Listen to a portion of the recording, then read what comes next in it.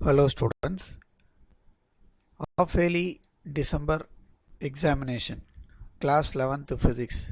How we have to prepare, எப்படிலாம் நம்ம prepare பண்ணலாம் அப்படிங்கிறத இந்த வீடியோவில் நம்ம பார்ப்போம்.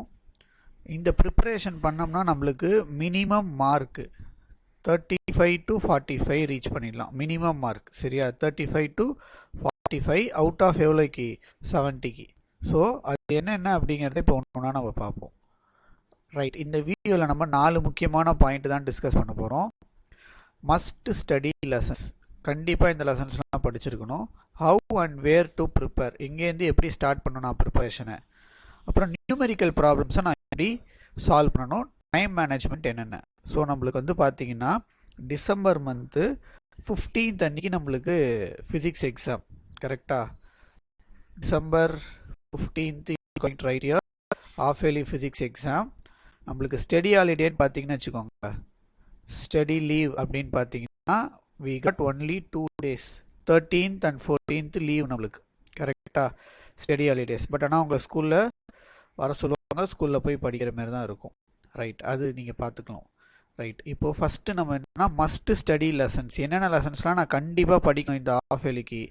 உங்களுக்கு தெரியும் ஆஃப் இயர்லிக்கு எத்தனை போர்ஷன் என்னது, நம்மளுக்கு வால்யூம் 1 ஃபுல்லாக இருக்குது, அதேமாதிரி வால்யூம் 2வும் ஃபுல்லாக தான் இருக்குது. சரி, அப்போ ஃபஸ்ட்டு நான் என்னென்னலாம் படிக்கணும்னா இந்த கோல்டன் லெசன்ஸை படிக்கணும். இந்த கோல்டன் லெசன்ஸ்னால் என்னென்னது, 1, 4, 9, 1, 4, 6, 9, 10 and 11. இந்த கோல்டன் லெசன்ஸ்லாம் நம்ம ஏன் சூஸ் பண்ணோம் அப்படின்னா இருக்கிறதுலே இதெல்லாம் ஈஸியான லெசன். சரியா, இருக்கிறதுலே இதெல்லாம் ஈஸியான லெசன் அண்ட் சிம்பிளான லெசன், குயிக்காக முடிச்சிடலாம் நம்ம. சரியா, so out of 10 5 marks we have to write 5 marks. கரெக்டாக 10 5 mark கேட்பாங்க, அதில் 5 எழுதணும். நம்ம இந்த லெசன்ஸை கவர் பண்ணிட்டோம்னாலே நம்மளுக்கு மினிமம் கேரண்டி 3லேருந்து 4 5 mark நம்மளால் எழுதிட முடியும். ரைட், அப்போ இந்த கோல்டன் லெசன்ஸ்லாம் நான் எப்படி படிக்கணும்னா பேஜ் வைஸாக படிக்கணும்.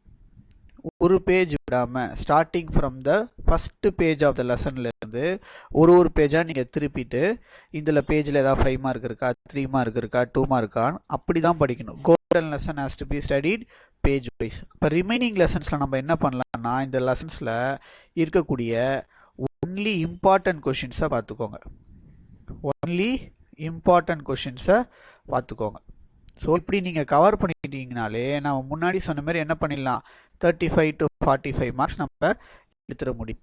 ரைட், அடுத்து இந்த லெசன்ஸ், இந்த கோல்டன் லெசன்ஸாக இருக்கட்டும், இந்த ரிமைனிங் லெசன்ஸாக இருக்கட்டும், இது நீங்கள் படிக்கும்போது கண்டிப்பாக யூ ஹேவ் டு ப்ராக்டிஸ். சரியா, கண்டிப்பாக ப்ராக்டிஸ் பண்ணணும். டெரிவேஷன்ஸாக இருக்கட்டும், டயக்ராமாக இருக்கட்டும், ப்ராக்டிஸ் பண்ணணும். சரி, how and where to prepare, இது ஒரு முக்கியமான ஒரு பார்ட்டே இதுதான். நம்மளுக்கு முக்கியமான பார்ட்டே இது. எங்கேருந்து நான் எப்படி சார் நான் ஆரம்பிக்கணும், 2 வால்யூம் புக் இருக்குன்னா ஃபஸ்ட்டு 2 வால்யூம் 11 லெசன் இருக்கக்கூடிய 1 word சூஸ் ஆன்சரை கம்ப்ளீட்டாக முடிச்சிருங்க. அதுக்கப்புறமா கோல்டன் லெசனை நான் முன்னாடி சொன்ன மாதிரி பேஜ் வைஸாக படிக்கணும். அந்த ஆர்டர் பார்த்துக்கோங்க, நீங்கள் இதே ஆர்டரில் படிச்சிங்கன்னா it will be easy for you. Right, அடுத்து வந்து ரிமைனிங் லெசன்ஸில் வெறும் இம்பார்ட்டன்ட் மட்டும் படிங்க. இந்த கோல்டன் லெசன்லேயும் சரி, இந்த ரிமைனிங் லெசன்ஸ்லேயும் சரி, நம்மளுக்கு கண்டிப்பாக இந்த லாஸ் இருக்கும், டிஃபரன்ஸ் பிட்வீன் இருக்கும், டெஃபினிஷன்ஸ் இருக்கும். இது எல்லாத்தையுமே நீங்கள் படிக்கணும். எல்லா லெசனுக்கும் 11 லெசனுக்கும் படிக்கணும், which will help your 2 mark and 3 mark. சரியா, இந்த டெரிவேஷன் நிறைய பேர் வந்து என்ன பண்ணுறாங்கன்னா ஒரு சைட் ஹெட்டிங்கை போடுறாங்க, அப்படியே டயக்ராம் போடுறாங்க, எழுதுறாங்க. ஆக்சுவலாக நீங்கள் டெரிவேஷன் போடும்போது ப்ராப்பரான சைட் ஹெட்டிங் போடுங்க. சரியா, சைட் ஹெட்டிங் போடுங்க. அதுக்கப்புறமா ஃபஸ்ட்டு டயக்ராம் ட்ரா பண்ணிடுங்க. சைட் ஹெட்டிங் போட்டதுக்கப்புறமா டயக்ராம். இந்த டயக்ராம் வச்சு நீங்கள் என்ன பண்ணணும்னா ஒரு 4 to 5 sentences on your own you have to write. அந்த டெரிவேஷனில் என்னென்னலாம் கன்சிடர் பண்ணுறோம், என்னெல்லாம் நம்ம டெரைவ் பண்ண போகிறோம், அதோடைய யூஸ்ஃபுல் என்ன அப்படிங்கிற மாதிரி ஒரு 4 to 5 sentences டயக்ராமை பேஸ் பண்ணி என்ன பண்ணணும், நீங்கள் அதை எழுதணும். அதுக்கப்புறமா தான் நீங்கள் என்ன பண்ணணும்னா ஒரு ப்ராப்பர் டெரிவேஷன் போடணும். டெரிவேஷனை போட்டுட்டு அப்படியே விடாமல் லாஸ்ட்டில் என்ன பண்ணணும், அந்த ஃபைனல் ஸ்டேட்மெண்ட்டை வச்சு ஒரு கன்க்ளூஷன் எழுதுங்க. சரியா, ஸ்டேட்மெண்ட் வச்சு ஒரு கன்க்ளூஷன் எழுதுங்க. இல்லை ஏதாவது ஸ்பெஷல் கேஸ் இருந்தால் அந்த ஸ்பெஷல் கேஸ் எழுதுங்க. ஸோ இப்படி தான் நீங்கள் ப்ரிப்பரேஷன் பண்ணணும். Complete year choose, golden lesson page வைஸாக படிங்க, ரிமைனிங் லெசன்ஸ் இம்பார்ட்டண்ட். அதெல்லாம் முடிச்சதுக்கப்புறமா இந்த 11 லெசன்லையும் சேர்த்து laws, difference between and definitions, derivations practice பண்ணும்போது பண்ணும்போது side heading diagram 4 to 5 sentences about the question, proper derivation and statement along with the conclusion and special case. So நீங்கள் இந்த மாதிரி ப்ராக்டிஸ் பண்ணிங்கன்னா உங்களுக்கு மிஸ் ஆகாது. How to prepare for numericals, இது ஒரு பெரிய கொஷின் மார்க் நம்மளுக்கு. எப்படி சார் நான் இந்த நியூமெரிக்கல்ஸ்லாம் ப்ரிப்பேர் பண்ணுறது, ப்ராப்ளமே எனக்கு போட தெரிய மாட்டேங்குதுன்னா ஃபஸ்ட்டு நீங்கள் அந்த கொஷினை படிக்கும்போது அந்த லெசன் எந்த லெசன்னு ஃபைண்ட் அவுட் பண்ணுங்கள். கண்டிப்பாக அந்த லெசனில் என்ன டாபிக்னு உங்களுக்கு தெரிஞ்சிருக்கும். அந்த டாபிக் ரிலேட்டடான ஃபார்முலாஸ் தான் நம்ம யூஸ் பண்ணுற மாதிரி வரும்.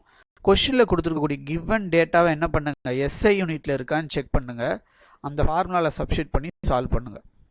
ஸோ இதுதான் ஒரு skeleton how to prepare. So இதெல்லாம் நீங்கள் பண்ணிங்கனாலே உங்களுக்கு இந்த டைம் மேனேஜ்மெண்ட் அப்படிங்கிறது ஒரு பெரிய ப்ராப்ளம் வந்து நிற்கும். கரெக்டாக 6 சப்ஜெக்ட் நான் படிக்கணும் சார், எப்படி சார்? ரைட், அந்த டே பிஃபோர் த எக்ஸாம்ஸ் இருக்குல்ல, அது வந்து வெறும் ரிவிஷனுக்கான டைம் தான். அப்போ உட்காந்து மக்க படிக்கிறது, டெரிவேஷன்ஸ் எல்லாம் போடுறதுன்னு இருக்கக்கூடாது. That is only for revision. So your effort is directly proportional to your knowledge and marks. So இந்த மெத்தடை மட்டும் நீங்கள் ஃபாலோ பண்ணிக்கோங்க. இதுதான் ஒரு ஸ்கெலிட்டன், ரைட்டா? ஸோ இது நீங்கள் ஃபாலோ பண்ணிட்டீங்க அப்படின்னாலே உங்களுக்கு ப்ராப்பரான ஒரு ஐடியா கிடச்சிரும். Must golden lesson, must study லெசனில் மிஸ் பண்ணிடாதீங்க. இந்த ரிமைனிங் லெசன்ஸ்லாம் நான் படிக்கக்கூடாதுன்னு சொல்லலை, அதில் இருக்கக்கூடிய முக்கியமான கொஷின்ஸ் எல்லாம் படிச்சுக்கோங்க. இப்போ செகண்ட் லெசனில் உங்களுக்கு தெரியும் எது இம்பார்ட்டன்ட், ஈக்குவேஷன்ஸ் ஆஃப் மோஷன், அதெல்லாம் உங்களுக்கு தெரியும். அதேமாதிரி தேர்ட் லெசனில் பார்த்தீங்கன்னா உங்களுக்கு motions along vertical and bodies connected and horizontally bodies connected, அந்தமாதிரி கொஷின்ஸ்லாம் உங்களுக்கு தெரியும். அதெல்லாம் நான் டஃப்னு நான் சொல்லலை.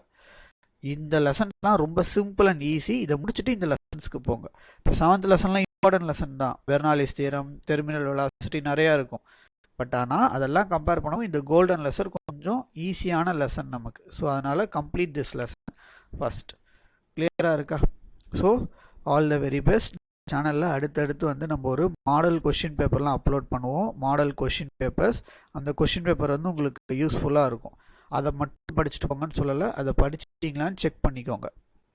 Thank you so much. All the best. Start preparing for your half yearly examination.